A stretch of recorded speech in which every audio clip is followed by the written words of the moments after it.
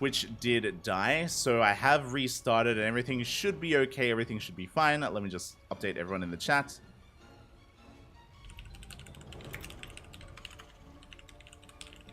Twitch died.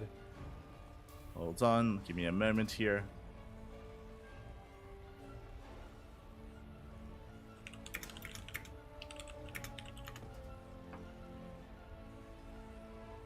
And here we go. We're diving into this and spawning in the bottom right-hand corner. Oh my god, we're popping off! We're popping off, spawning in the bottom right-hand corner, but also towards the center of the map outside the main base. We have our South Korean Terran player. It is Byun.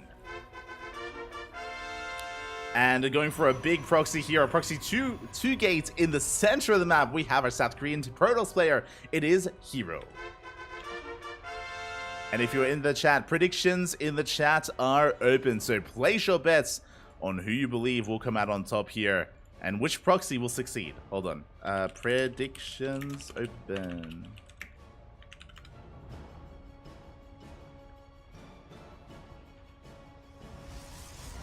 Predictions are open. So I do apologize.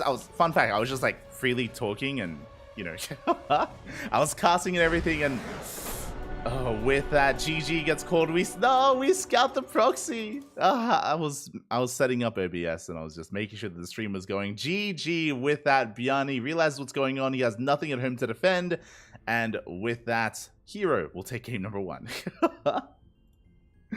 No. Again, I do apologize. Our connection to Twitch was a little bit unstable, but hopefully our connection to Twitch will continue and we'll be okay as we're getting into game 2.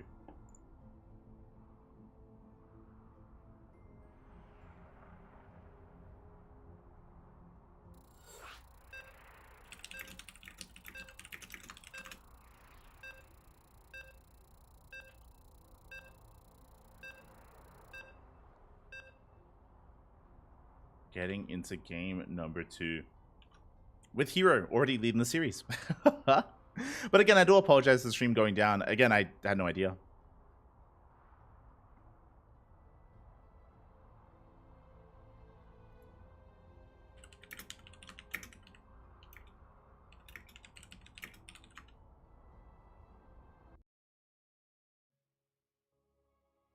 Just catching up with the chat.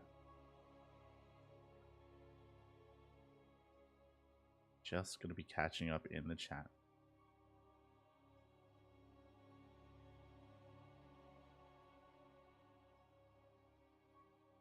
So we're getting into game 2 on Alkyone. Here we go. And spawning in the top right-hand corner, we have our South Korean Terran player down in this series already, as it was a very fast game 1. And now we can sink our teeth and focus on game number 2. We have Shopify Rebellion, Byun. And spawning in the bottom left-hand corner, we have his opponent. We have the South Korean Protoss player, the Red Protoss representing Dragon Kai Gaming, leading the series 1-0 after having a bit of a build order win. It is Hero.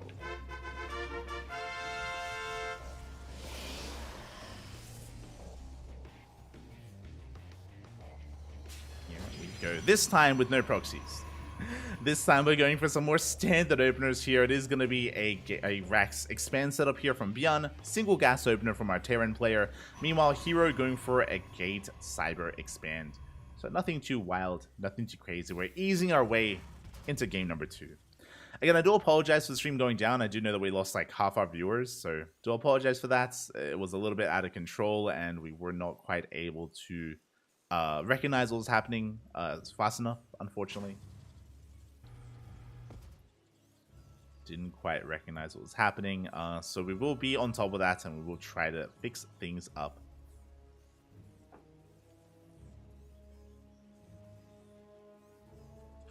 Sorry, I'm just making sure that everything's okay. Making sure that everything is okay.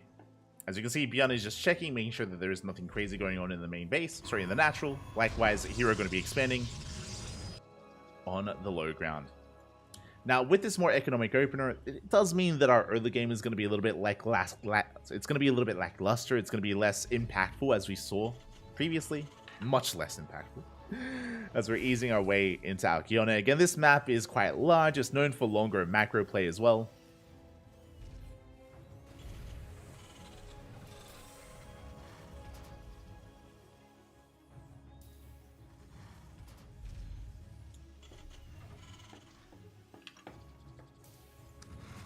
play as well. And I'm sure that's what we're going to be getting here between our two players. We'll see. It's still a little bit too early to assume. Again, the map, sorry, is just distracted by the chat. But when it comes to this map, again, we do have a very secure 4th base location because it's on the other side of these rocks, whether it's the minerals or the rocks, the destructible rocks as well, can be quite difficult to harass and actually break through towards. Likewise, the 3rd base is very defendable as well, with the ramp leading into that 3rd, so it can be quite difficult to really assert yourself, as Hero is going for a robo opener. Okay, Hero. Now, a robo opener can be one of two things. This could either lead into something crazy like a Disruptor drop, or something more standard like Fast Colossus. We can head into Fast Colossi from the side of Hero.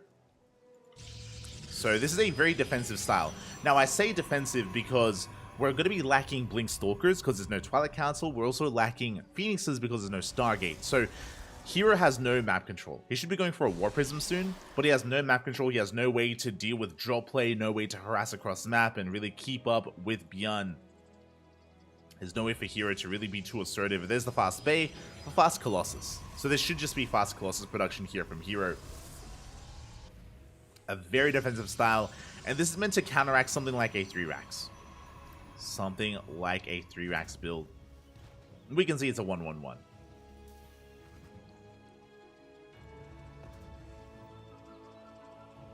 See the 1-1-1 here,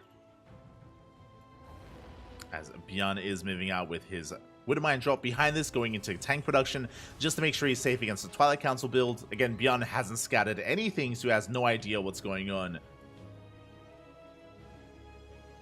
No idea what Hero is up to.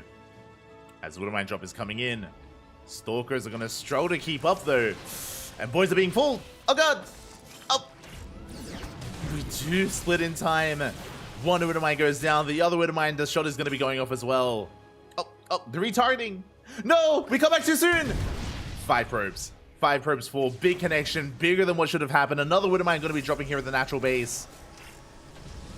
And Hero, he will react in time. Again, so unfortunate earlier as we still have another mine shot going off and it will connect. Not quite. Whew. We have our observer. So Hero, he will clean this up, but he lost 5 workers, which is more than what should have happened. So good connections there by Beyond. He escapes with the Widowmine. He is building up towards his Colossi though. His first Colossus is on the way. Stalkers are moving out, trying to apply some pressure, but remember they don't have Blink. No Blink here for Hero. So he can move out, but he can't really do too much as we have tanks in position. Plenty of tanks. Oof. Yeah, Hero bleeding out a Stalker. Flying too close to the sun, forced to recall back home. Doesn't want to get caught out. Doesn't want to get caught out here. As behind this, Beyond is getting into his 3-1-1 setup. Now from here, we should be seeing a 3rd base. Beyond can either go towards a 3rd base, he could either throw down 2 more Raxes, he can pull the boys. Stim is still a ways away though. As yeah, Beyond is just asserting himself so he can expand freely.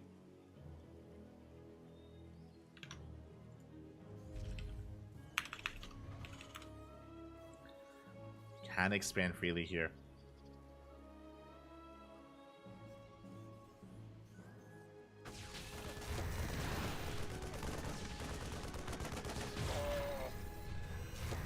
Beyond is now going to be committing to his push. He's got 3 tanks, and this should be hitting in time with Stim. It's still a couple of seconds away.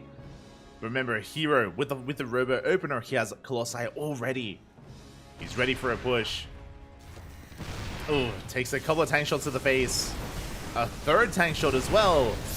Oh, that was a brutal fight for Hero. Another tank shot does connect. Hero bleeding out a lot of units. That was 3 sentries and 3 stalkers for 1 tank. Oh god, oh god. As we bleed out another stalker, a lot of hull damage dealt to these Colossi. Again, very good tank positioning here by Beyond. And again, Hero just taking too much. Beyond going for his own drop towards the main.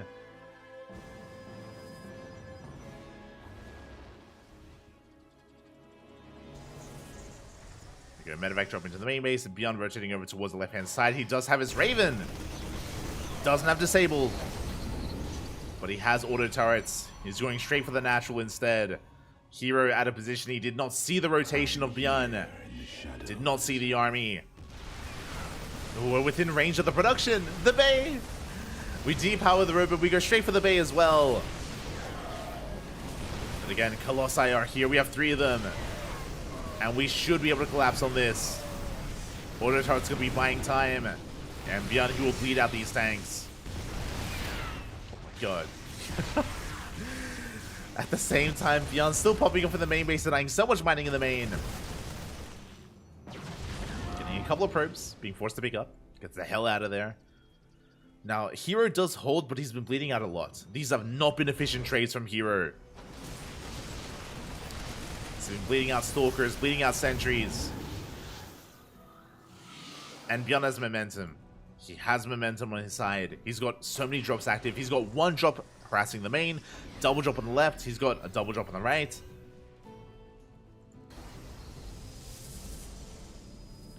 We'll see if Beyond can be active once again, as Hero's trying to get a 4th. He's trying to get his 4th base. Oh! As it looks like we pick off a couple of these Stalkers. Again, not the best trade from Hero. Bleeding out Stalkers, bleeding out probes. Good target firing here out of Beyond, getting 6 probes in the main. That's a lot of economic damage.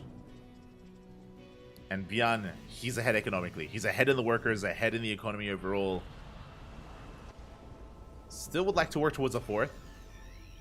But that Marauder army, it's insane. It's a lot of Marauders. You have Ghosts for EMPs, Vikings to support, to rain down upon those Colossi. And you saw there that Beyond, he intentionally stayed out of range of the Zolnaga. So Hero doesn't know. He is moving out. He wants the Zolnaga for himself. Runs into the main army. Prism takes a lot of hits. Does get picked off. The Prism for 1 Viking. Good trade for Beyond. Good trade for Beyond. Raven Harass coming in, getting more economic damage done. Getting 4 probes.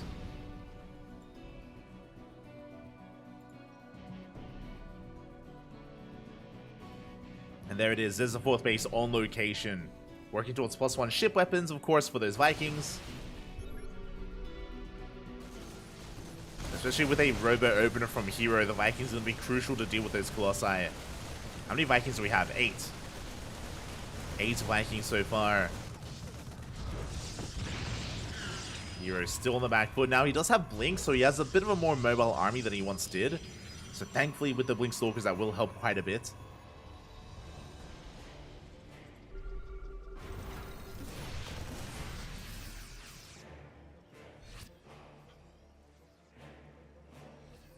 Will help. But alas, the main army is still lacking. No charge loss, for example. A handful of Immortals. Beyond is about to max out. Bleeds out a couple of Vikings. Good pickups by Hero. We're going to be slipping on forward, though. Beyond leading the charge. EMP grazes the army. No big connection.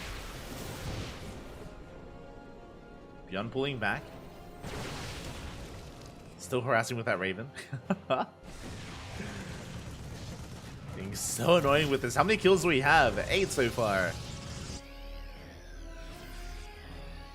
Now 9 probe kills. But you can see how difficult it is to push into these bases. To push up this ramp specifically. So Beyond, he's been deterred and Hero's maxing out. Hero, he's catching up in supply. Charge is now done. We're still working towards Archons and Storm. EMP is going to be connecting, forcing back Beyond. And he's still making another wave of 4 Vikings. We got 3 CCs on the way. The mass orbital. Let's go. Vikings, they threaten the Colossus.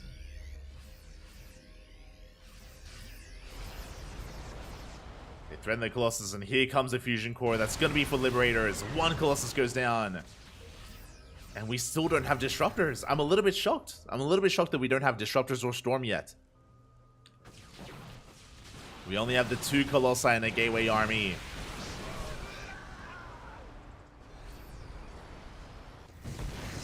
Raven finally goes down.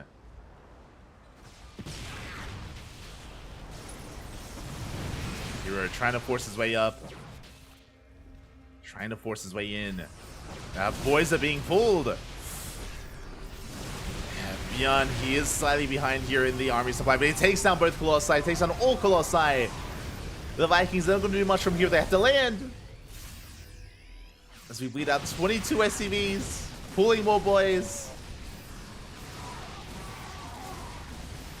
Yeah, the Mass Mortem army getting a lot of these Immortals. Whew. And Beyond does hold. Again, here, he's got quite a beefy army. And Beyond does bleed out a lot of SCVs. He can go back to mining, can reestablish his bases. Again, the big concerning thing here is how many Vikings he has. As we saw, there were only 3 Colossi and Beyond kept making Vikings.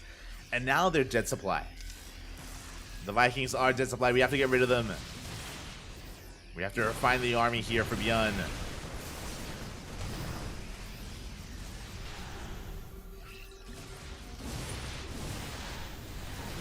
Beyond, he's on the chase. Good EMP. On the Stalkers at least. Hero mass expanding behind this. Just going for a Swarm Toss style. Just mass Zealots. Immortal Archon. Oh, he never rebuilt the Bay. No shot. The Bay was never rebuilt. That's why we never had Disruptors. I was curious. My apologies. I remember the Bay going down earlier when the attack occurred here at the Natural, but here he never rebuilt it. Now he's got the Bay being rebuilt, the Robo as well. That's why we never had Disruptors. It's all coming together. I mean, I'd forgotten. I just assumed he rebuilt it. Yeah, we're stimming on forward. We take down another Immortal. Oh God, the EMPs are insane on this army. Yeah, we're stimming on forward. And it looks like we're getting a bit out of control here. No more Zealots. Stalkers are so vulnerable. And we can turn and fight. And stim on top of the army. And Hero's forces are crumbling. There's just not enough here. We stim and we win. And we take down the Nexus. Hero, he avoids the fight. He knows he cannot take it. Going for a counterattack. Going for a quote-unquote base trade. This is all that Hero has left. He is making 2 Colossi at a time. Catching Ghosts. Oh my God. Very good pickoffs. Gets 3 Ghosts. And 3 Widow Mines. Very nice pickoffs. Oh, Prism goes down.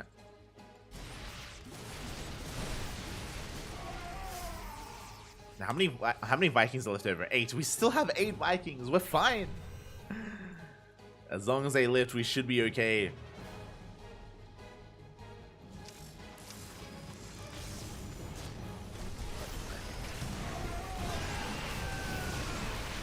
Yeah, so we're going to be collapsing on this. Sal's pushing forward. A good arc here. Good concave for Hero. Colossi doing a lot of damage. Vikings, they do lift back up. But we have the overcharge. And with that overcharge, we're going to be able to hold on to the gold. Hero, he is holding for now, but Beyond, he has a massive army here behind this. EMP on the sentries. And we're breaking on through. The overcharge runs out. And the goal base has been broken. The wave of Terran just does not end. The swarm of Terran even. As we just rally everything across the map, and Hero, he just cannot hold on. He cannot keep up. He does have 3 Colossi, that is true. That's all he really does have. Gateways are falling. Beyond's army is massing. Oh, here comes the freedom. Here comes the freedom here. Beyond Liberation Zones are being set down. Massive EMP on the army. Yeah, and with that EMP, we can chase this down. We have another Disruptor on the way.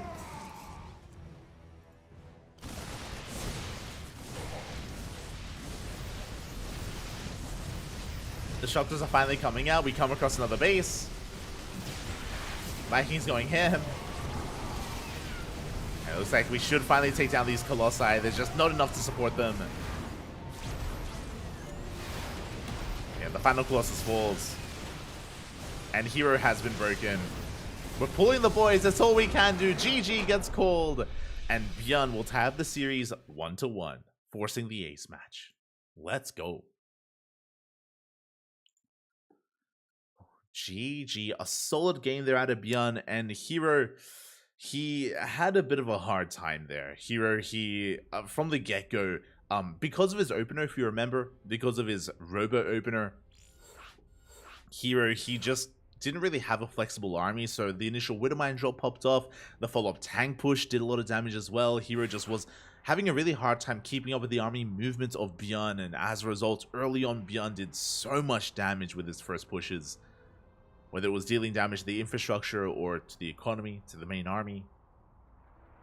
So Hero, he had a very nice lead for himself, and Hero was kind of stuck with a subpar force. We saw in the middle of the game that at a certain point Bjorn had to pull the boys, and he did maybe overcommit to Vikings, but there was never Storm, there was never Disruptors, there was never any other form of splash damage. And we found out that a big reason for that is because of the lack of Robotics Bay. The Bay was sniped early on, and it was never rebuilt, so 0 Disruptors until the very end of the game.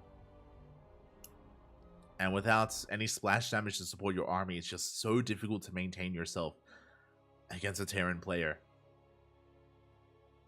especially in a longer game like that. So over time, Bjorn just snowballed out of control. GG, well played. With that, we're getting into game number 3. We've made it to the ace match. And spawning in the bottom right-hand corner, we have our South Korean Terran player, the blue Terran representing Shopify Rebellion. It is Bjorn.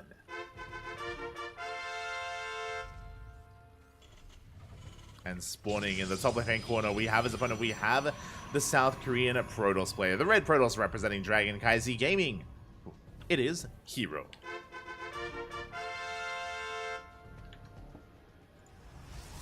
Here we go.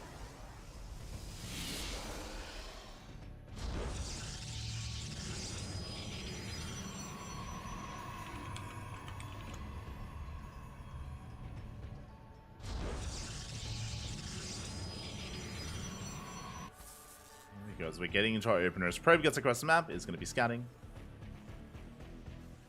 See in the chat, you guys think removing EMP would break the matchup? It would. It would break the matchup. EMPs can be quite powerful, that is true. But specifically that game, it's not like Hero lost the game because of EMPs. There was so much coming into play there. I mean, we were talking about how he was bleeding out workers. We were talking about how he was taking some big tank shots in the middle of the map earlier. Like, there was a lot that Hero was struggling with in that game, and EMPs was the last of his problems. So I don't think that's a good game to kind of, you know, apply that rationale to.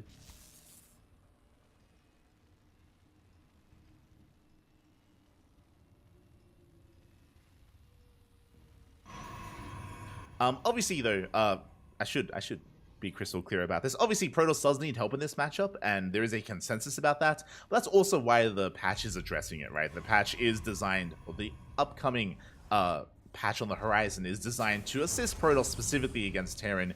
It is something that is, again, like, known by most people. Like, again, the consensus is that Protoss does need help in this matchup.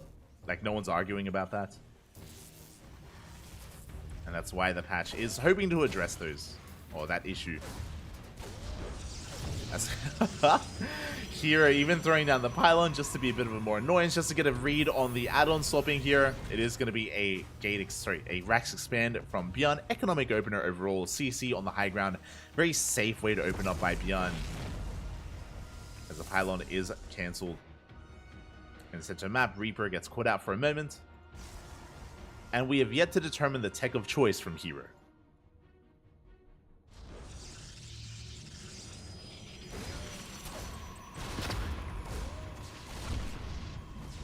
Reaper does get a probe kill. Oh, but does go down. Thankfully, we scout once again another robo opener. Interesting. Hero. Okay, so winding it back once again, especially talking about game number 1. Game 1, Hero went for a Robo Opener, just like what we're seeing here. As we saw, typically a Robo Opener leads into fast Colossus production, but we throw down 2 more gateways, so I'm curious if we're going for a War Prism first. This could be for a War Prism leading into Colossus later on down the line, and we could be hyper aggressive early on with 3 gateways. Yeah, we're moving out. Okay, so a much different variation of Robo Opener from Hero. Stalkers are moving out. Yep, there's a War Prism first, so it's going to be a 3-gate, 2 bases here, Prism across the map, and can Hero break Beyond? That is the question. Bunkers on the way. Beyond, he already saw the Robo Opener. He already saw the initial tech. We have 1 Cyclone on the high ground. We do miss the army. Bunker will not finish as a result. But we're setting up first around. Beyond coming in from behind. And we do catch out the Stalkers. Yeah, we get a surround here, and Hero is going to be losing and bleeding out every single one. One of them does recall. Phew, we saved 1 Stalker, but that was not a good start.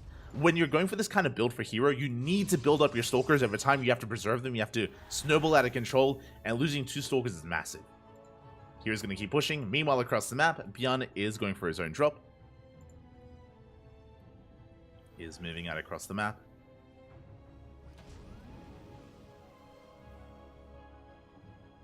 Hero, he's headed for the main base.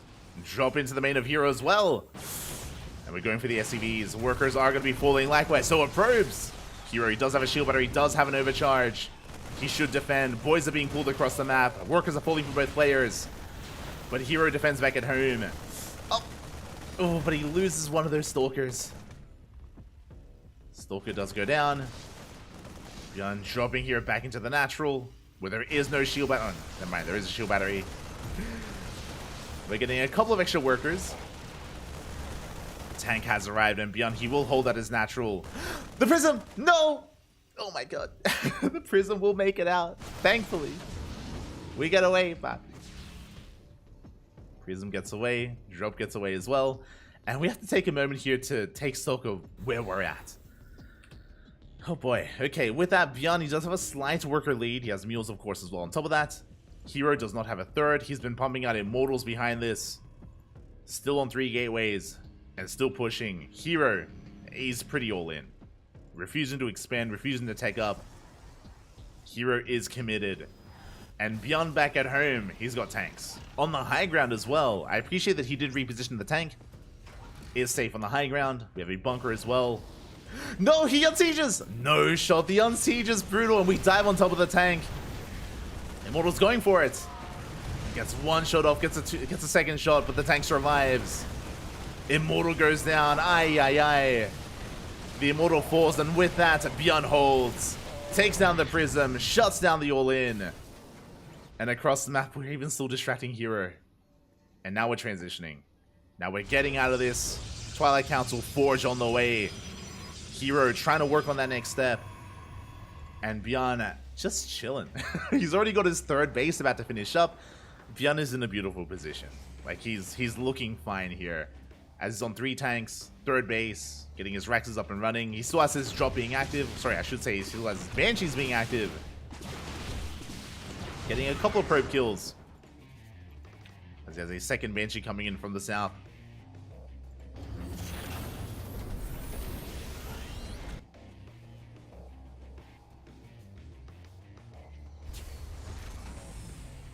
And from here, Beyond is just going to be building up on 2 bases. Meanwhile, Hero has yet to expand. We're working on what? +1 armor, working on charge, 2nd Prism. Still in 3 gateways. Okay, I'm like, are we going to expand or throw down more gates? We're expanding.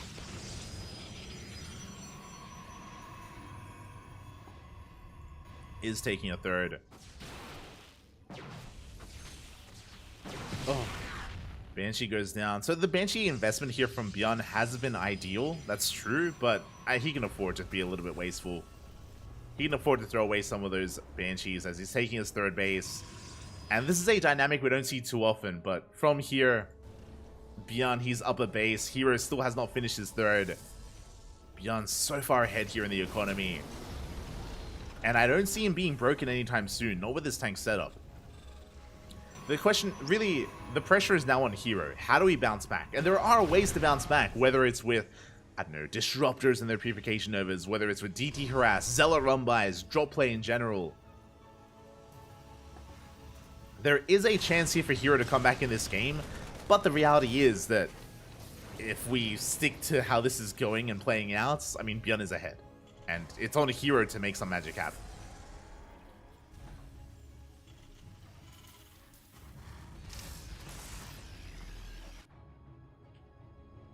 There we go. Hero is pushing. We have Widowmine set up. No bunkers, but a very, very good SimCity. Very good defensive position here for Bjorn.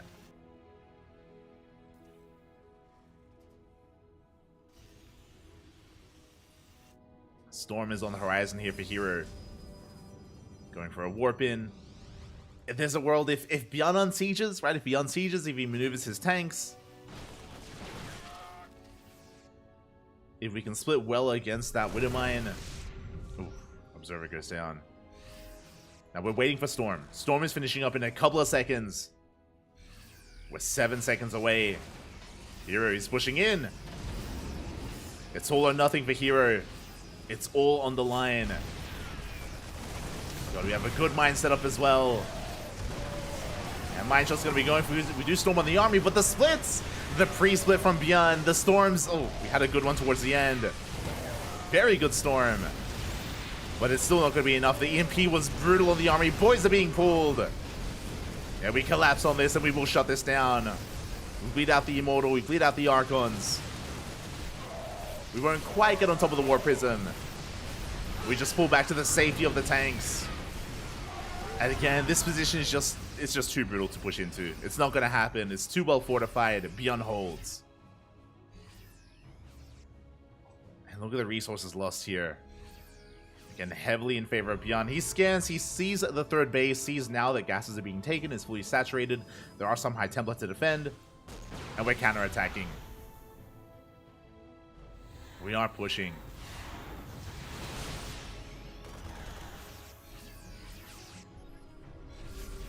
Now we need more time for the Storms.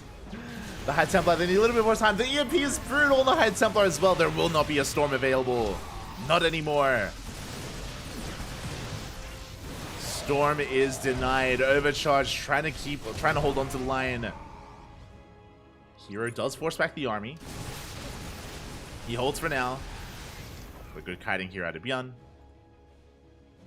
Does kite well, does trade well.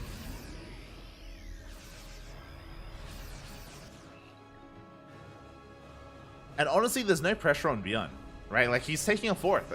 He's taking a fourth base. He can just chill, max out, get into Vikings, get into Liberators, build up his ghost count. Hero just now is working towards Colossus eventually with that bay, but he's still on 3 bases. There's still no fourth for Hero. He's still behind in economy. And again, Hero, it's match points. It's the ace match. His tournament life is on the line. He's doing whatever he can, going for some Prism Harass. Zealots are denied on the right-hand side. Drop towards the fourth. We are getting some SCVs. SCVs are going down. So good counterattack there by Hero. Oh. Part of me is happy that I didn't see that because we censored it for the people in the chat, but that was the Prism falling. The Prism just died to the Widowmine. Not like, just nothing is going Hero's way this game. It's what more can I say? The Prism died to the to the Widowmine, and now Bjorn has nothing to worry about when it comes to harassments. The Prism is dead. We can keep pushing.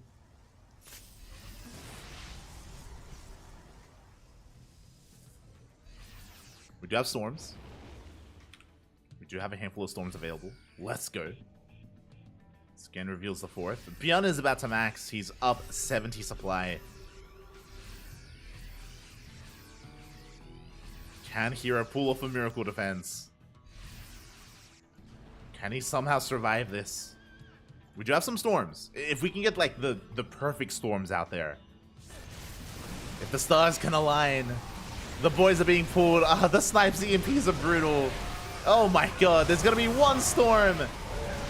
Maybe a second Storm as well, but that's all we had left. We stim on forward, and Bjorn breaks through the defensive line. GG gets pulled, and Bjorn will take the series 2-1. advancing on to the grand finals. GG.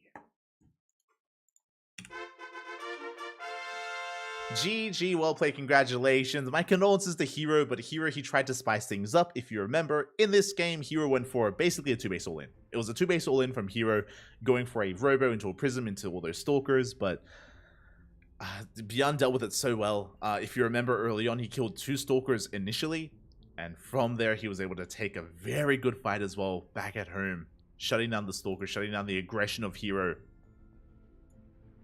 going for his own counter-dropping counterplay. And yeah, Beyond, he was just in the driver's seat for almost that entire game. He was just getting further and further ahead as Hero was more and more all-in. And with that, GG, Beyond does take it. And a shout to... Oh, my apologies. I think I put the wrong score initially. My apologies there. But yeah, with that, Beyond, he will advance on to the finals. My condolences to Hero, as Hero, he did do quite well in this tournament. I don't want to take away from any of that. For those who maybe weren't aware, Hero took down Dark. He took down Dark here in the quarterfinals to make it this far. Did take down Dark to make it this far. Just did 4 here in the semifinals and made it to the ace match at least as well. No shame in falling to Beyond. As we are getting ready for our next series, we're getting ready for the grand finals? Question mark? Let's double check. Okay, it looks like we have our lower semifinals, and let us see where we are. The lower semifinals, they're currently mid-series. Exclamation mark B. Exclamation mark B in the chat if you guys want to have a look at the back of yourselves. Let's all have a look together. And here we go. The bottom quarterfinals has concluded. Gumio takes down Oliveira 2-1. Went all the way to the ace match. It was a back and forth series, but Gumio comes out on top in that TBT. And with that, Gumio advances on to face off against Solar in those semi-finals. It is going to be a Zerg versus Terran. So we have a Terran confirmed for the finals. Is it going to be a TBT or a TVZ? That is the real question. Will it be Solar or Gumiho in those grand finals? They are currently mid-series. I don't know if they're in game 1, game 2, or game 3. I'm unaware of the state of their series, but we know that they're in game at the moment, so we're going to be chilling here. We're going to be going on a short break, and when we return, we will either jump in mid-series or we'll be here for the finals, and we'll be able to cast Beyond against his next opponent. So we are here to figure that out.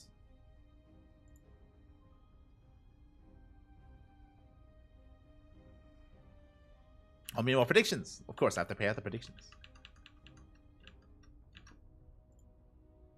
Of course. So yeah, we're going to be going on a short break. So enjoy yourselves. Enjoy the Brutal OST. Take this moment to hydrate your Hydras, stretch roaches, massage your Marines, and drain all of your disruptors. When we return, we will have some more StarCraft, either the grand finals or the lower semis. We'll have one of them yet to be determined. Until then, take care of yourselves, and we'll see you guys soon.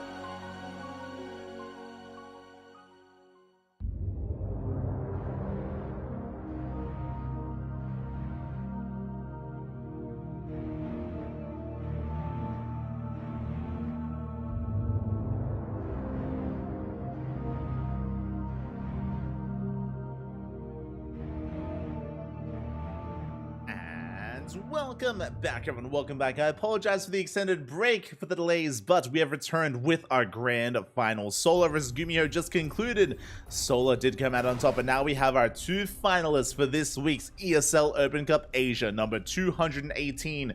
It all comes down to this final best of 5 to crown this week's champion. And if you're in the chat, predictions are open. Predictions are open. Place your bets on who you believe will be this week's champion. Will it be our Terran or our Zerg? It is up to you to decide. As spawning in the top right-hand corner, we have our South Korean Terran. We have our South Korean Terran player representing Shopify Rebellion. It is Byun. Going for a proxy.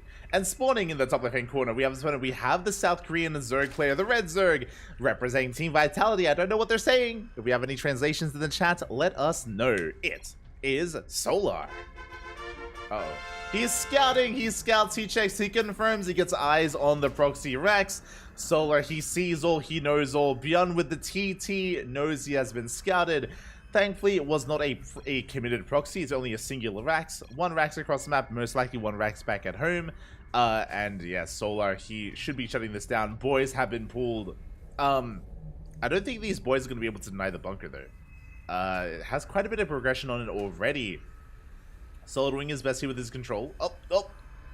Does skirt around. Meanwhile, we have a second SCV as well, but it will be unnecessary. And the Rax will finish. SCV forced back home. And that was pretty good, honestly. I mean, Byun, he denied 2 drones from mining the entire time. Like, that was a little bit wasteful there by Solar, and I don't think Solar's quite happy about that. Yeah.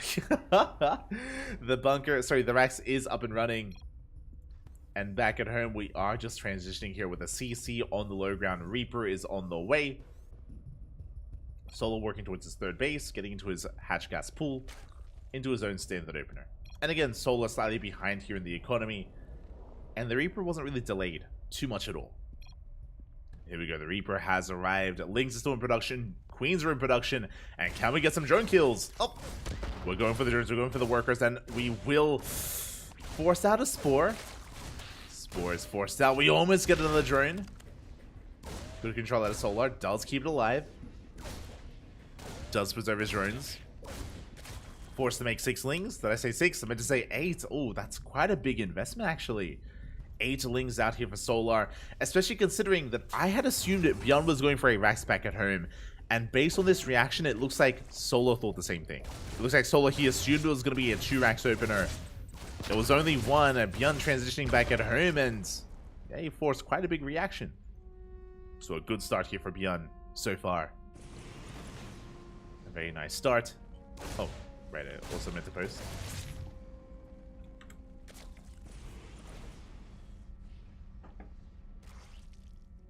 Also meant to post here as Reaper's going to be rotating around. Third base has been taken.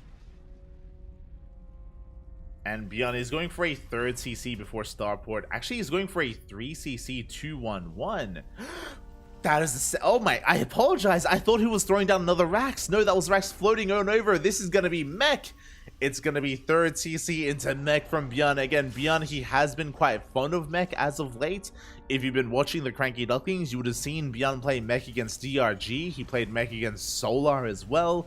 He has been whipping out the Mech, not every game, but like once a series. You know, once a series, Byun has been making it happen. And that is going to continue to be the case. Fun fact. This may no longer be the case in the new patch. With the changes to the Cyclone, it isn't just the Widow Mines that are going to be changed in the new patch, but the Cyclone is also going to be adjusted, and I worry that Mech is going to become less viable. Personally, I don't enjoy playing against Mech, but, you know, seeing the Mech sprinkled in every now and then is always a lot of fun, and it may die in the new patch. The new Cyclone, the changes to the Cyclone may just be too much of a deficit to make Battle Mech viable. We'll find out.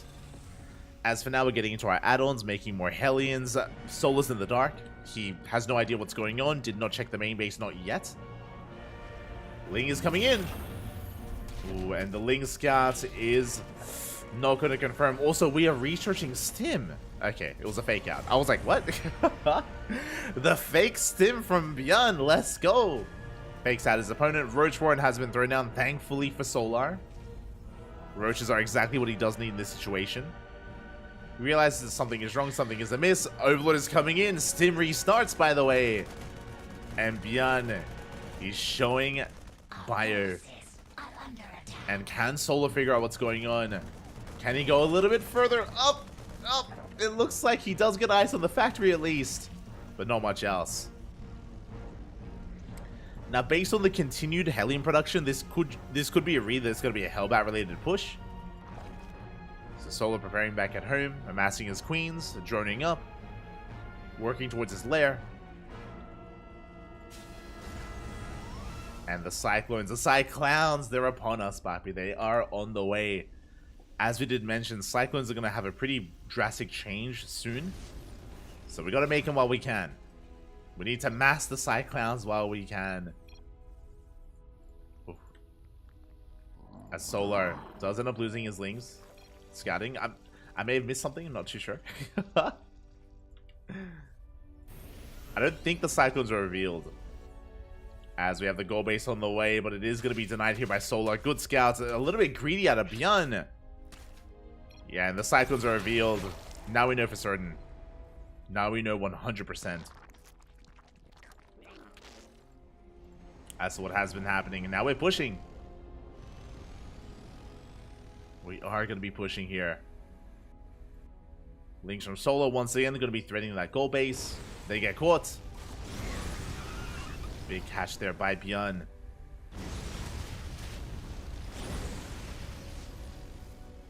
Ling tries to deny that goal, but alas, it is going to be shut down. Now Bjorn Key can dive on top of the Queens. Queens looking a bit exposed. There are 13 Roaches out already. And again, the Roach is a bit out of position. We dive on top of the Queens. We get one, we get two. Two Queens going to be going down. We get a third Queen as well, and a fourth Queen. Oh my god, so much damage already. Bjorn trading quite well so far. But the Roaches have arrived. Oh god, but you can see how hard at time they have kiting. Coming in from behind, getting a surround going though. They come in for a surround, a much better fight there for Solar. Oh, as he bleeds out a couple more Roaches. Now, if you're looking at the supplies, the soup does lie. The soup does lie here. As we pick off more Queens, Roaches are inflated supply. They're not the most ideal army here. Bjorn has been trading well. Looking at the trades, he lost 5 Cyclones for 4 Queens and 11 Roaches. Pretty good trade for so far by Bjorn. Again, Bjorn has the more efficient army. He's taken the goal base as well, which is terrifying. Solar has to keep the pressure up. He has to keep pushing. He has to keep on pushing. He's on a 3-base economy with the goal base. It's all or nothing for Solar. Meanwhile, big shout out to Frosty Phoenix. Thank you so much for the raid. Gracias, papi, gracias. So that shout out.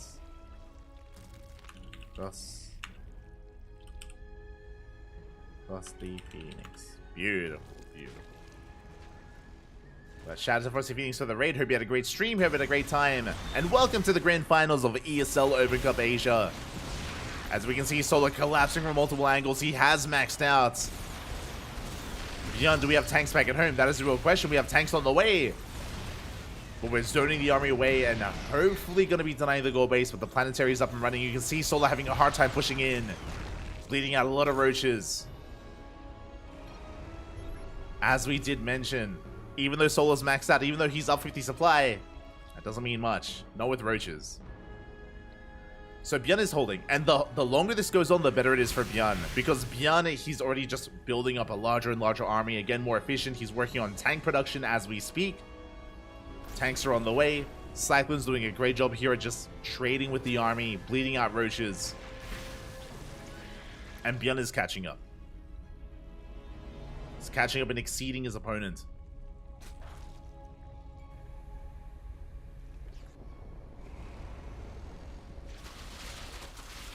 We see Solar knocking down these rocks. Hive is going to be on the way. Solar is on a decent economy. He's still on 66 drones. He's still pretty all in. Like Solar is on a super max army with 130 army supply. But he has a very low drone count. So we have to push in. And the Cyclones are out of position. Uh-oh. They're out of position. Solar moving out towards the goal base and towards the third as well. Can be on hold. Can he survive? as he sneaks out across the map. Solo's coming back home. No shot. He's racing back home. Solo was the one out of position. My apologies. Bjorn was exactly where he needed to be. Yeah, the counter-attack gets cleaned up. Bjorn, he dives into the main base, gets on top of the hive. We'll kill every single drone here. Now, it is going to be a one-way trip, but this is definitely a good trade for Bjorn. He kills 18 workers, denies the Spire. And Solo, he had to turn around. He couldn't break his opponent, not against all these tanks. A defensive Terran is a terrifying Terran, and Solo, he couldn't break him, had to pull back home, was out of position, 18 drones went down. And now Bjorn, he's got almost 100 SCVs. Bjorn is in a beautiful position. He's in a terrifying position right now. Getting further ahead. Now Solo thankfully has a hive, so he's got Vipers in production. He's rebuilding his Spire, which means his Broodlords have been delayed. Infestors are sneaking out. Again, Infestors, they're hoping for a big fungal on the Cyclones. That's what they're hoping for. As Bjorn continues to be active.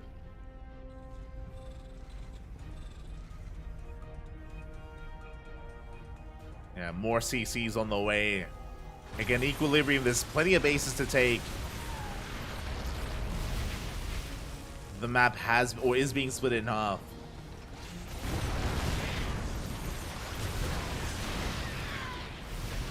Bjorn in a really awkward position with his tanks. Yeah, he has to move on over. But we can see him slowly encroaching upon Solo's half of the map. Goes for a mass scan. He's trying to get a read on the tech. He does get eyes on the Greater Spire. Sees that the Spire is still in production. Ooh.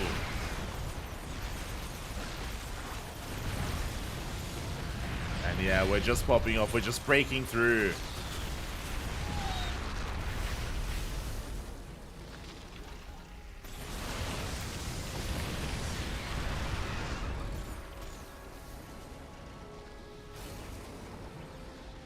As we can see, Bjorn pushing on ever closer towards now the gold base. We're trying to hold on Lings. They do get us around on the Cyclones. Finally, the Cyclones go down. The tanks are a little bit more exposed. 2 tanks get piled down. Bjorn, are we overextending again? Only with pure tank. We need support. We do need support here. As there we go, we're trickling in with more Cyclones.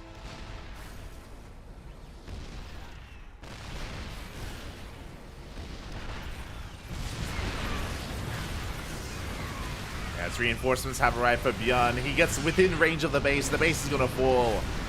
And Solar, he's in a world of hurt. He's in a lot of trouble right now. The saving grace for Solar are Broodlords. The Broodlords, they can hold the line, but how much do we lose? The gold base has fallen, the southern base as well. Solar knocked down to 4 hatcheries against the, what, 6 bases of Bjorn? Ay.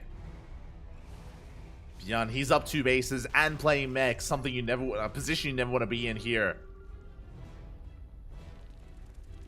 As a Zerg player, Broodlords are revealed, but we've already been making Thors.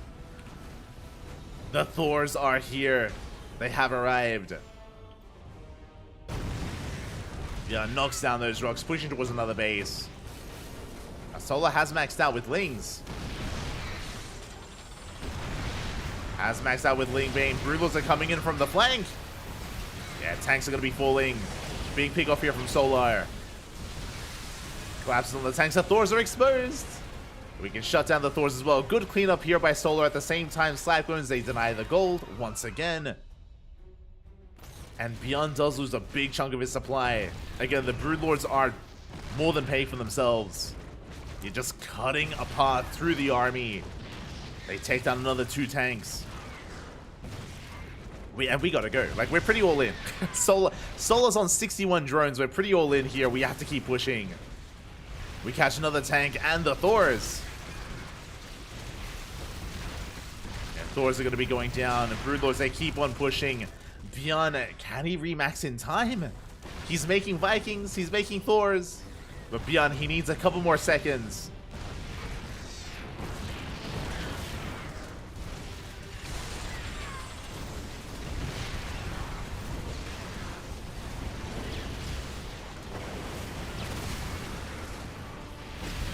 here we go. Biles, they connect with a handful of units. Oh, the Viking. We get the Viking. We do snipe the Viking. Going for the planetary again. Solar, he still has a chance. He can still break Beyond. It's all or nothing for Solar. We gotta keep pushing. We can't stop. As we rotate over towards the south, the Vikings have arrived. They're going for the Broodlords. Where's the anti-air? Where is the anti-air? It's non-existent. The Broodlords are going to be going down. Oof. Bjorn, again, he just has the superior army here. Gets on top of the Broods. And without Broodlords, that is the backbone of the army gone. Bjorn does lose 21 SCVs, but Bjorn, he's still up in workers. He still has more SCVs, more workers than Solar. Solar trying to reestablish the center base. Bjorn now going for a counterattack, and this time Solar doesn't have any Broodlords left. It's Roach, Ravager, Ling Bane. Not a bad army composition, but look at the upgrades. That's the problem. We're stuck with +2 range, soon to be +2 melee, against the soon to be 3/3 of Bjorn. Against Solar, he gave up on upgrades in favor of teching into Broodlords. And I mean, to be fair, it gave Solar a chance here. It gave Solar a chance, but alas, it's now gone at this point. Do we have Neural? We don't. No Neural. Only Fungals for this Infestor. We're pushing in. There were people asking about bio upgrades. So the bio upgrades are for Ghosts. If you're unfamiliar, the ideal late game composition for Terran is Mech Ghost. It's Thor, Lib, Tank, Ghost. So the upgrades are for the Ghosts. As Ling Bane is rolling on in, we crash into some of the Thors. We take down some of the Ghosts. Not a bad trade, but there's just too much left over. We're getting on some of the Ravagers. GG gets called, and Bjorn will take game number 1. GG. GG, a very solid game there out of Bjorn. I see someone in the chat did respond. Yes. It's for Ghost plus Mech. Beautiful. But yes, the ideal late game composition, whether you're playing Bio or Mech, is Mech plus Ghost. That's the ideal. It's what you want to be aiming for. And Bjorn was getting there. And again, he was in the driver's seat almost the entire game, just trading so efficiently. And Solo was pretty all in. We were trying to point it out at the time, but Solo, he was staying on a very low drone count, intentionally so. Solo was staying on a low drone count, trying to max out and kill Bjorn before the late game. Because that didn't happen, because Bjorn made it to the late game, then Solo was just stuck behind. He was just left in the dust economically, and he just could not scale well into a longer game. So he just petered out. His one chance was the Broodlords. That was his only shot, his only chance. And unfortunately, with the death of the Broodlords, that was the death of Solar in game 1. But I mentioned this earlier. Bjorn has been playing a lot of Mech, but when I say a lot of Mech, like once a series. It is unlikely to see Mech again. It is very map-based. Equilibrium is a very good map for Mech. Equilibrium, Radis's Station, Alcyone is another one. I don't expect Mech on some of these smaller maps, but we'll see. As we're loading into game number 2 and spawning in the top left-hand corner of Oceanborn, we have our South Korean Terran player, the Blue Terran representing Shopify Rebellion, leading the series 1-0. It is Bjorn. And spawning in the bottom right-hand corner, we have his opponent. We have the South Korean Zerg player representing Team Vitality. Down in the series, looking to fight back. It is Solar. I know EQ is what they call Equilibrium, so they were talking about the map. Do you think he said, like, it's a Terran map, Appy? Hold on. I'm trying to get my...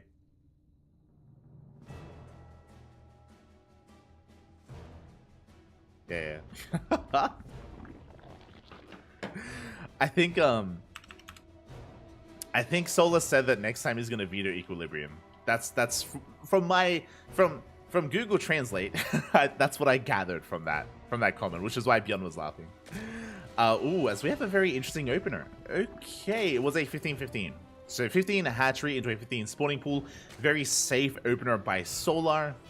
With this, he can get into faster queen production and just have a really safe and secure early game here. Meanwhile, Bjorn going for a standard opener. Remember, in the previous game, Bjorn did go for a proxy Rax in the center of the map.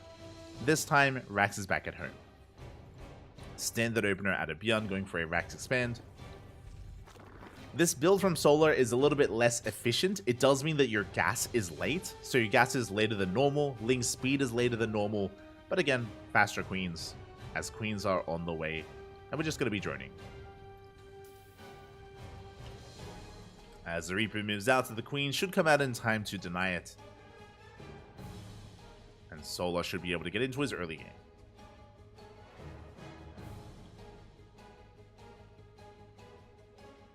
Should be able to, as he does hide the drone. Does keep it hidden at the third base. Reaper does dive in. Ooh, doesn't quite get the worker. Queen pops out. Reaper is forced back. Now we can take that third. Or can we? Oh my god. Bjorn wants it.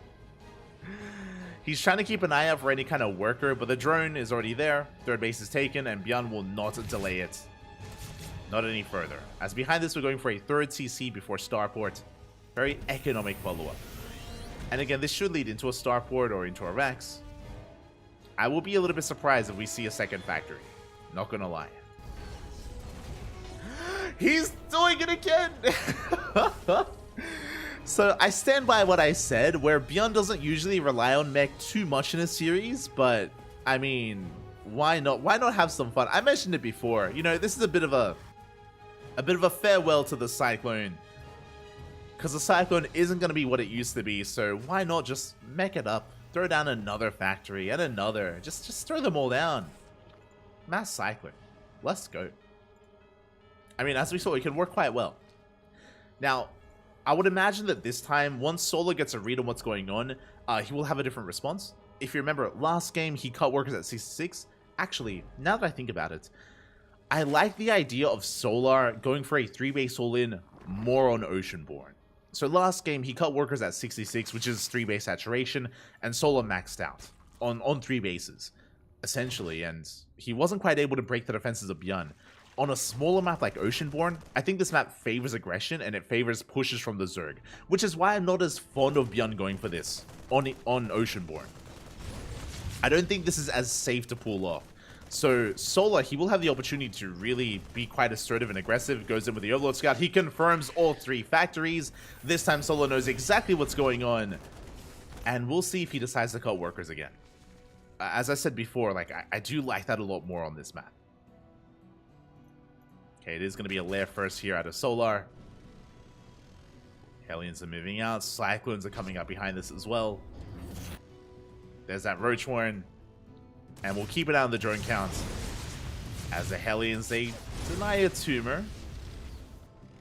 Only a tumor there. As Bjorn doesn't quite find a way in. And Bjorn just sharking around, looking for any kind of free tumors. Third base has been landed on location. And Solar is going to be droning up past 60. But is he going to drone up past 66? Is he going to get up to 70 workers? That's what I'm trying to keep my eye on.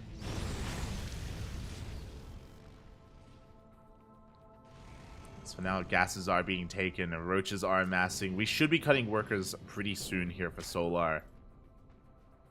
Focusing on roaches, at least initially, to hold and defend. We're going for a fast infestation bit. Okay, we're mixing it up. Now, a fast infestation bit can lead into 2 things. 1, fast infestors. 2, a fast hive. Or there's actually a third option, swarm hosts. As we deny the base, 4th base is denied. Solar going for a big link counterattack though, and what is at home to defend? A couple of Cyclones. We do pick off a couple of SCVs. A good kiting here with the Cyclones. Yana will force this back. At the same time, dives on top of the queens as well. Big catch here by Bjorn. Gets 2 queens. Oof. Goes to the scan and he gets a roach as well. And he wants another queen. And he's not going to leave without it. Oh, God. Yeah, trades with roaches instead. A worthwhile trade overall for Bjorn. We can see that we do have Infestors in production. Again, fungal growth is going to be so crucial here to hold on. Lings are being shut down. Fourth base being remade. Double Eva Chamber, double upgrades. Okay, we're going for a longer game. Okay, we're not going for 3-base all-in. Solar, he's investing into high forms of tech. Yep, there we go. Eva Chambers, Bailey Nest. Cyclones, they have a ride once again. You can see Bjorn keeping the pressure up. And even though Solar's up in supply, doesn't mean much without a Fungal. Fungal does connect. We're coming in from behind. We're collapsing on the Cyclones. A much better engagement here by Solar. Takes down, what, 4 or 5 Cyclones? 8 Cyclones. Very good trade. Did bleed out an Infestor, but what he's doing, he's slowing the Cyclone count. He's slowing down Bjorn. Putting a stop to the Cyclone count, at least a little bit. And Bjorn is transitioning. 4 CCs on the way, and now we're getting to tank production.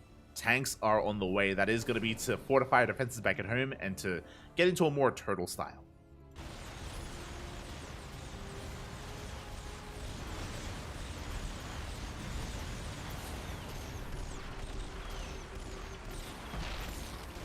As roaches are going down. Does this still count as battle mech? Yes, yes. This is still battle mech for all intents and purposes. If you want to have fun, it's never mind. I was gonna say something else. Don't worry about it. It still counts in a way. You know, there's one Hellion sprinkled in. We catch the Infestor. Big pick off there by Bjorn. Gets the Infestor. Again, we're transitioning into a more tank-heavy style. We're working towards it. Rocks are being knocked down. Solar, he does drone up to 80. His 4th base is up and running. Hive is on the way. Spire as well. Are we rushing into a Greater Spire again? That's on the table. On the table here for Solar. I'm not too fond of Mutas. The new Cyclone, or this current version of the Cyclone, does actually do quite well against Mutas. So Greater Spire would make sense. Yep, there it is. Greater Spire's on the way. We're rushing into Broodlords. Vipers are in production as well. And Solar, can he catch out these Cyclones? He can. He can, and he will. He does cut them off from the rest of the army. The Cyclones, they're trapped. There's no way out, and we do catch them all. A brutal loss there for Bjorn. Every Cyclone falls. I mean, half of them, I should say. There's a second group. Second force of Cyclones. Bjorn is reestablishing his 4th.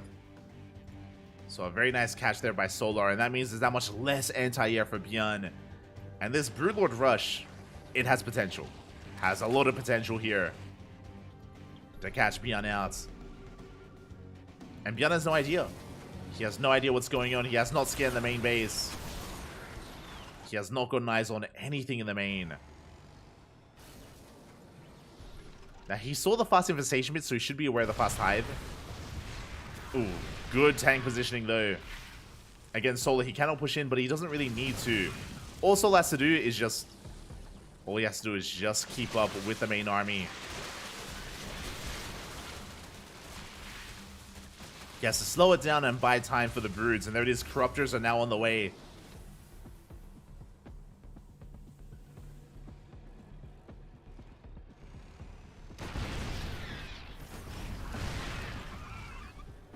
Disney Neck is a battle mech with Banshees. There you go. There you go. Why is it called that? No idea. Honestly, this is the first time I'm hearing anyone refer to it as Disney Mech. I've never heard that before. We collapse here on some of those Cyclones. Tanks are pushing forward, missile turrets as well. But again, there are no Vikings and no Thors. The reason why? Because we don't know that Broodlords are coming. Bjorn is in the dark. And there it is. The Broodlords are amassing. They've been hidden this entire time. And once they reveal themselves, we have to go. We have to pull the trigger immediately. Big tank shells on the army. And we're going to try to collapse on top of these tanks. They're coming in from an angle. And Broodlords are revealed. And now Bjorn knows. Lightning Cloud doesn't do anything against Cyclones, unfortunately. And Broodlords are going down. Oh, we get 2.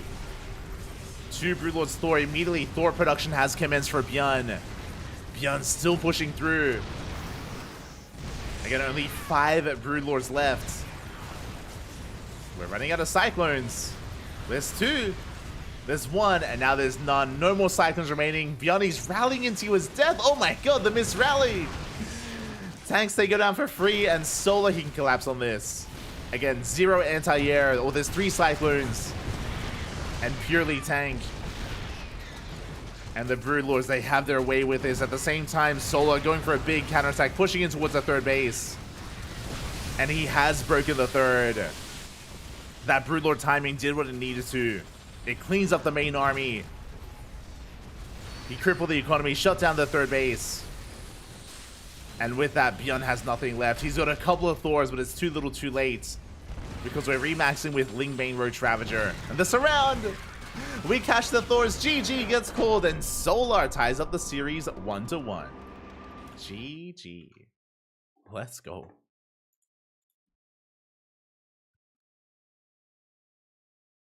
GG, well played. Congratulations here as Solar does tie it up again. That Broodlord timing was very crucial. It was so important there that Bjorn didn't know, right? The entire time, Bjorn had no idea that the Hive was done, had no idea that a Greater Spire was on the way, had no idea that Broodlords were morphing in. Because that very limited anti-air for Bjorn, he was caught with his pants down, and Solar ties up the series. Here we go.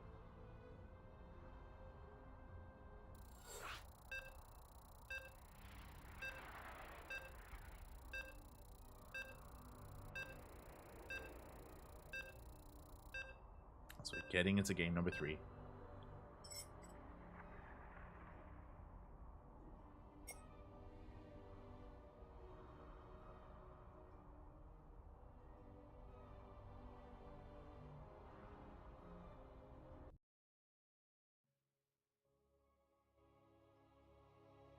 And here we go. We're getting into game 3 to determine who takes the lead in this series, who will gain momentum in this best of 5. Again, we still have at least 2 more games left. And do we see Mech again? I hope not. I hope not, but it's not on us, it's on Beyond. And here we go, spawning in the bottom left-hand corner of Solaris, we have the South Korean Terran player, the Blue Terran representing Shopify Rebellion, being forced into a tied-up series. It is Beyond.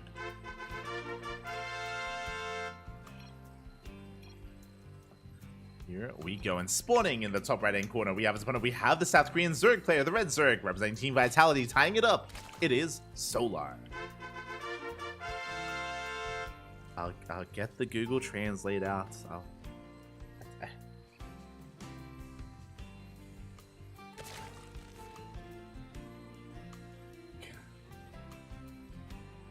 Okay, I don't understand. The Google Translate has failed me. Oh wait, they're saying more.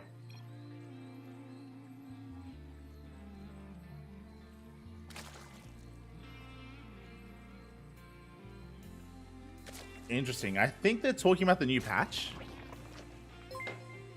I believe they're talking about the new patch, and maybe about the new Cyclone. Uncertain. As we're getting into this, is going to be a 2-Rax opener here by Beyond. It's going to be 2-Rax Reaper from our Terran player. Meanwhile, big shout out to Gross Papi. Thank you so much for subscribing with a tier 1 sub. Thank you. Hope you enjoyed the stream. Hope you enjoy the content. Again, we are live here on a daily basis. We've been live on a daily basis for years at this point, and hope you enjoy the content. Hope you enjoy the cast. Hope you enjoy the StarCraft, and welcome to the pond. As we're settling into this, again, Reapers are on the way. Now, for those that are curious, this is just the Beyond opener. You know, 2-Rax Reaper, it should be leading into a natural base, into a CC on the low ground, and we shouldn't be investing too hard. The goal of this opener for Beyond is to get across the map with Reapers, to apply pressure, and to contain the Zerg player to 2 bases. This third should be denied. The drone is moving out. Solar going to be hiding the drone. So because Solar scouted the 2-Rax Reaper, he's going to be hiding the drone at the 4th base location. This is very commonplace for Solar as Reaper does dive in.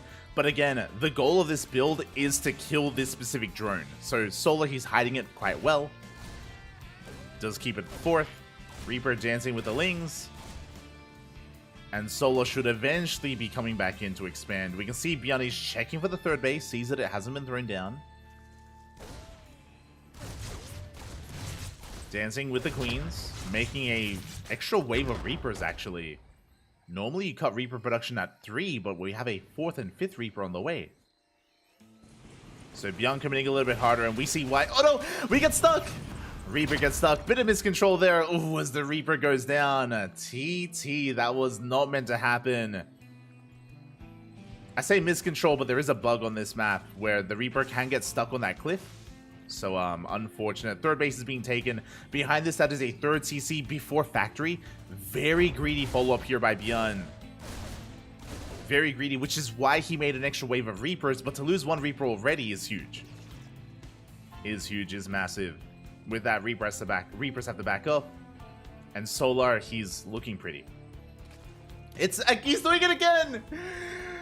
There's more Factory. He's playing mech. No shot. 2 racks Reaper into mech. He's revealing stim. He's faking it, by the way. It's not real. I mean, I don't like.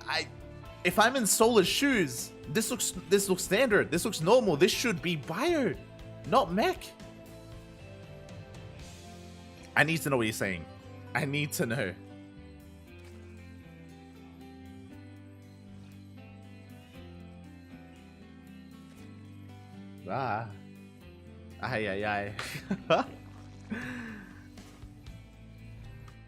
The Google Translate can only do so much.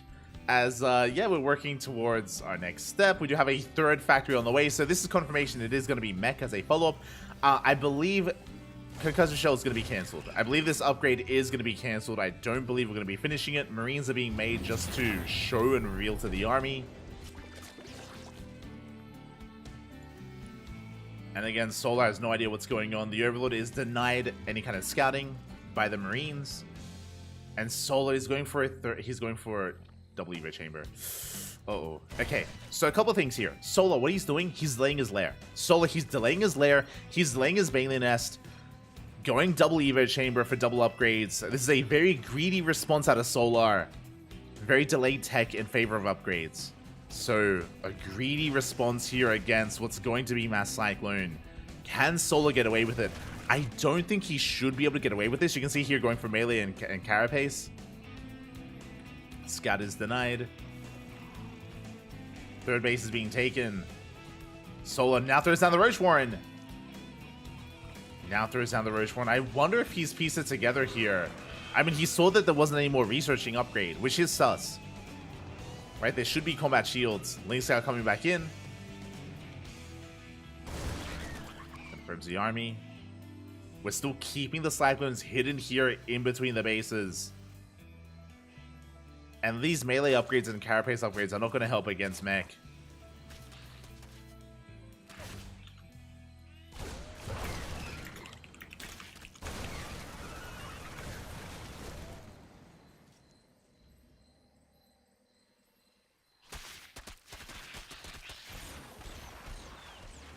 Lings, they do try to dip in, are going to be forced back. And here we go, the Cyclones are revealed. Now we know what's going on. The Cyclones have been revealed. Beyond pushing out across the map, and can he snowball out of control? Can he make this work?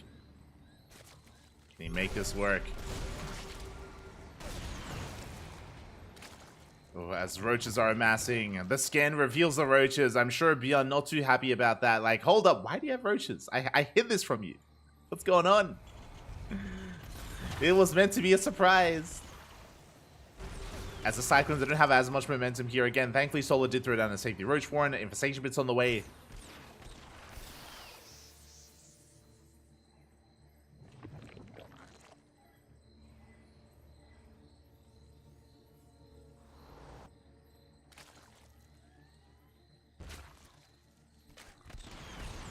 As Beyond, he just maintains his map control, working towards the 4th on location.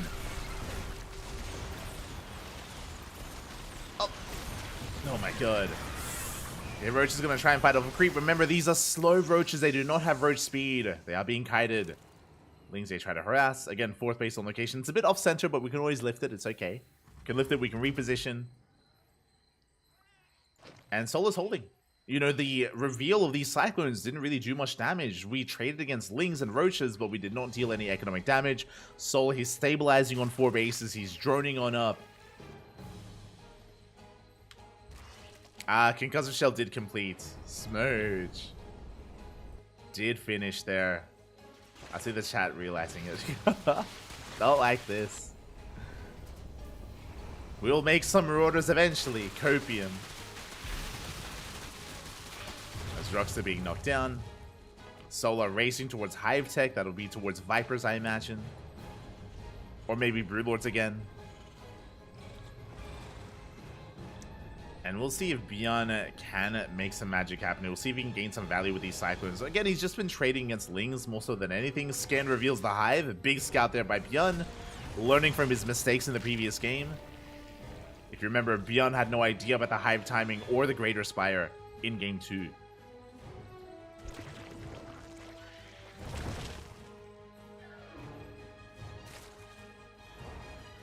As we are just settling on into this.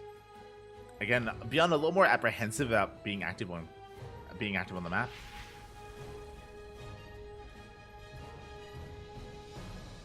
Very apprehensive. Oh, we do have the setup for some fungals. Rocks are gonna be knocked down. We're looking for the fungal. Again, we're so close. Solo trying to bait the army in. Infestor, we do have the fungal. We do connect here with the Cyclones. We get a full surround. And the Cyclones, they get caught. Big catch there from Solar. TT, not like this. Beyond, basically the TT from Beyond, that's like a crying emoji. Smoge. I mean, it's Smoge in Korean. Easiest way to put it. Not like this. We catch out the Cyclones. Rock's gonna be knocked down. Solar headed for the third base. Beyond, what's he saying? Oh, you won't be able to do that next patch. True. I don't know if that's what he's saying. I don't but it's true. We'll be able to. As we collapse on these Cyclones, Bailey's headed for the mineral line. They're headed for the army. 6 SCVs go down. Biles, they connect with the Cyclones. And we deny the third. We deny any mining going on. Solo going to be pulling back. Behind this, Hive is done. Vipers are on the way. Adrenal. Neural as well as being researched. Solo not rushing into Greater Spire this time. As he collapses on top of the tanks, they have not enough support. Tanks are going down. And Beyond, he just does not have enough. Again, losing all those Cyclones earlier was massive. And there just isn't enough to protect the tanks. Not anymore. Not with the death of those Cyclones. And now we're diving on top of what little is left of Beyond's army. We came to the production. GG gets called. And Solar will take a lead in the series 2-1. GG. GG, well played. Again, a really nice catch there by Solar. Bjorn with a very, very unorthodox build to open up 2x Reaper to go into Hidden Mass Cyclone. It was a bold move, but Solar was ready for it with Roaches. He was ready with the Roach Warren. He was not caught out. He was able to hold. He was able to defend. Able to maintain himself and even catch the army. So really good response out of Solar. Just really good game sense overall to play safely against Bjorn. To go into Roaches. And the question becomes, is Bjorn going to play mech in game 4? Are we going to see mech every game? is Bjorn going to commit to mech every single game? Are we going to see any bio whatsoever? Oh boy. We're here to find out.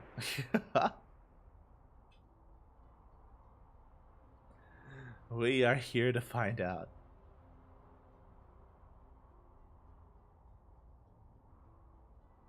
So we're loading into Alcyone. Not a bad map for mech, to be honest.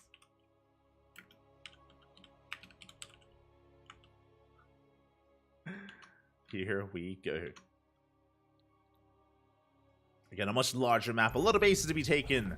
We have seen a lot of split map play on Alcyone, but here we go, spawning in the bottom left-hand corner. We have our South Korean Terran player, the Blue Terran, representing Shopify Rebellion, down in this series, Yasify back here and now to force the ace match. It is Bjorn.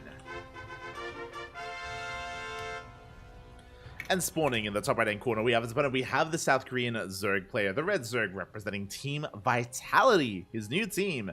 one game away from becoming this week's ESL Open Cup Asia champion. It is Solar. Let's go. Oh, all right.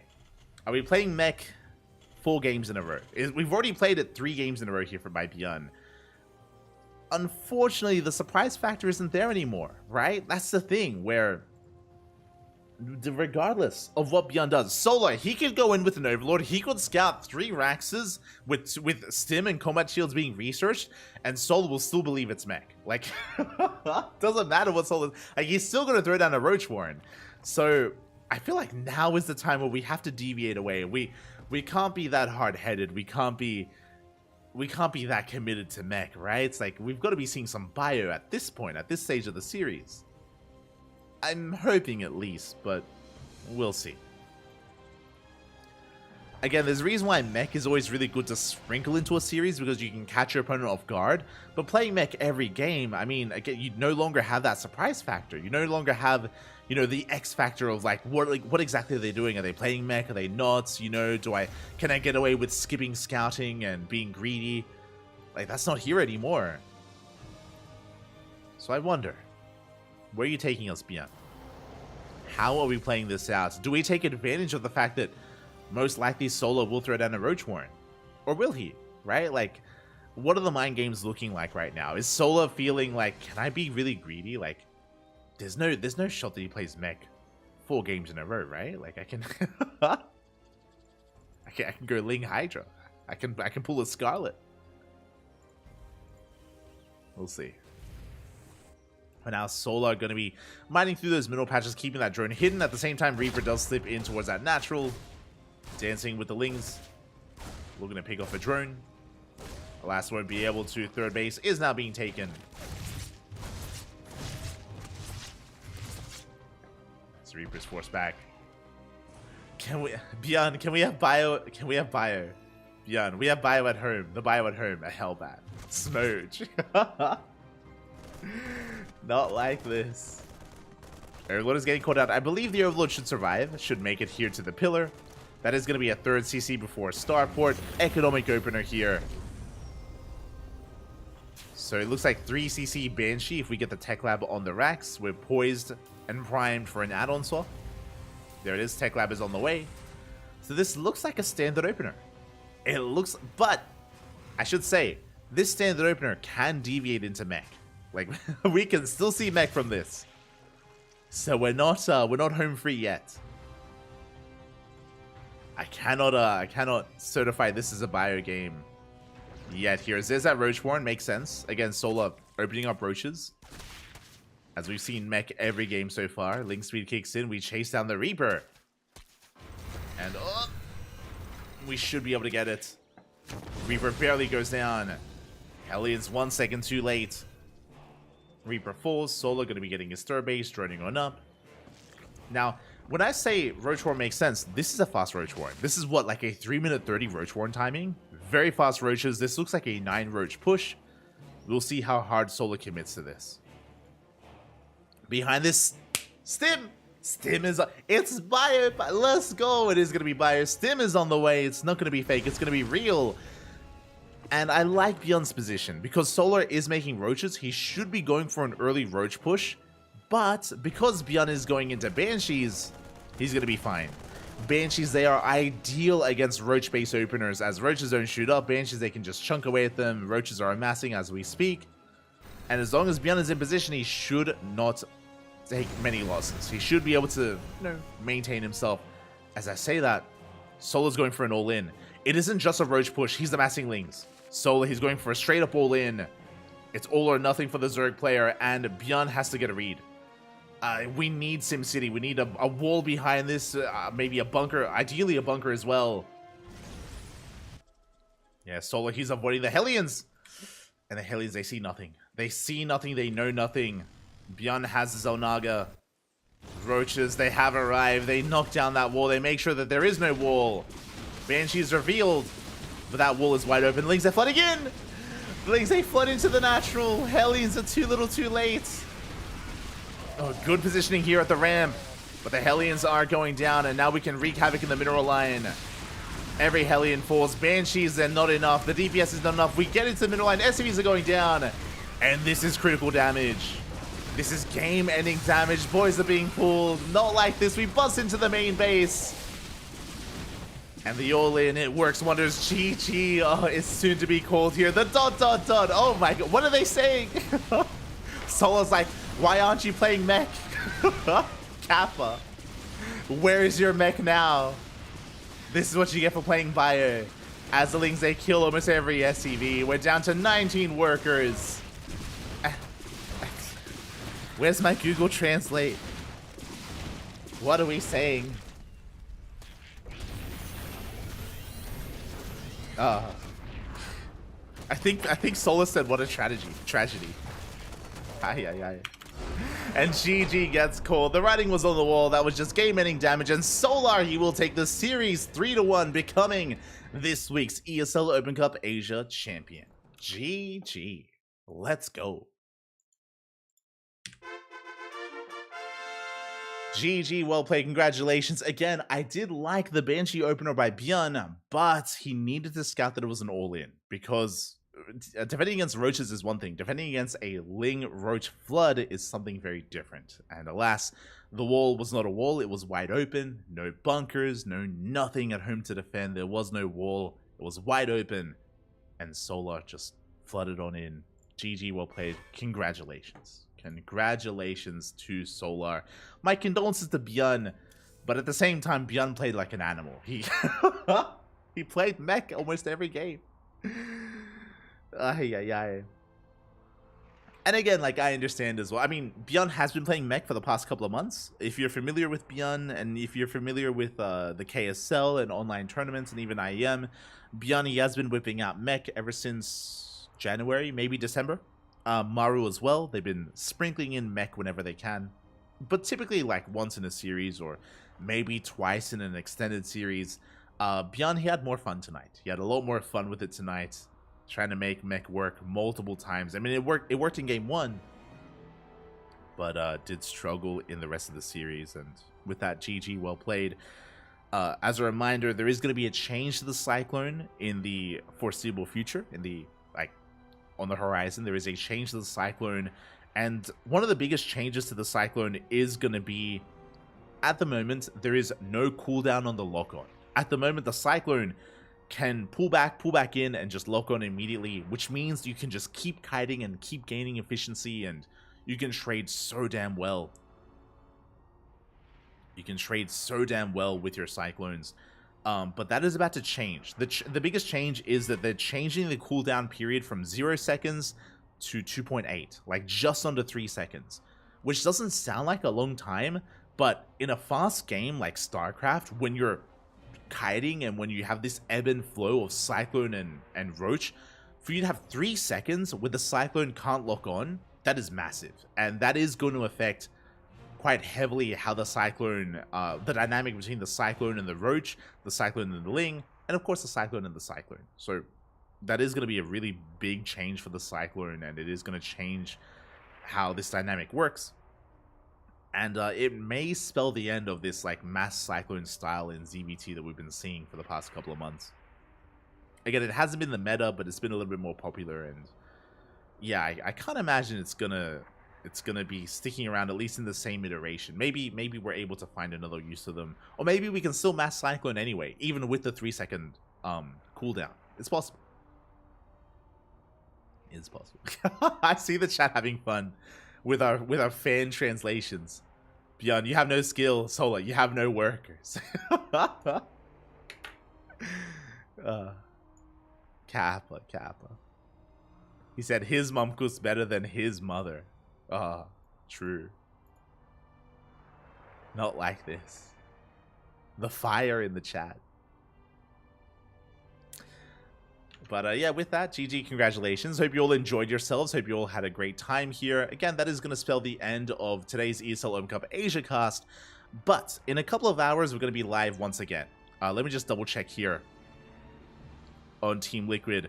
So in 4 hours and 45 minutes, we're going to be live with ESL Open Cup Europe. But before that, in 1 hour and 45 minutes, in just under 2 hours, we're going to be live here on the channel once again with a show match. We're going to be featuring a show match in 2 hours between Future and Forjumi. It's going to be a best of 7 TVP, so if you're interested in seeing the Americas up against Europa, Forjumi versus Future, it's going to be a great series. It's going to be a great best of 7.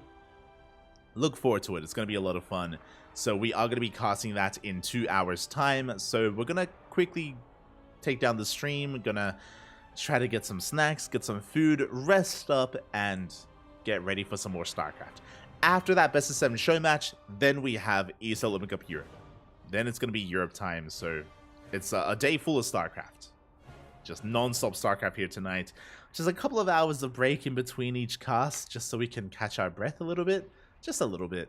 And yeah, we'll see you guys in 2 hours. Again, if you're tuning in for the first time, I know there's a lot of like new viewers because we were the only English stream today. But we've been casting for what, like 7 years? We've been live on this channel for many years at this point. And yeah, we cast on a daily basis. Whether it's the ESL Open Cups, whether it's the Stars War qualifiers, ESL Open Cups, Dream Hacks, EPTs, KSL, anything and everything. We cast so much on the channel, and yeah, you know, consider following us. Maybe you'll find something. Maybe you enjoy the casting. Maybe you enjoy the StarCraft. Check out our YouTube channel. We also upload on a daily basis as well. With the most active casting channel out there. We take pride in that, at least. We take pride in that, and we're always on that grind set. Always on that grind set.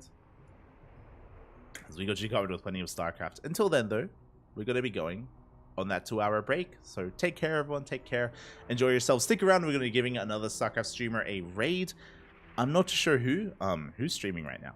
Let's double check. Also, we have to pay our predictions. True. Predictions are going to be paid out.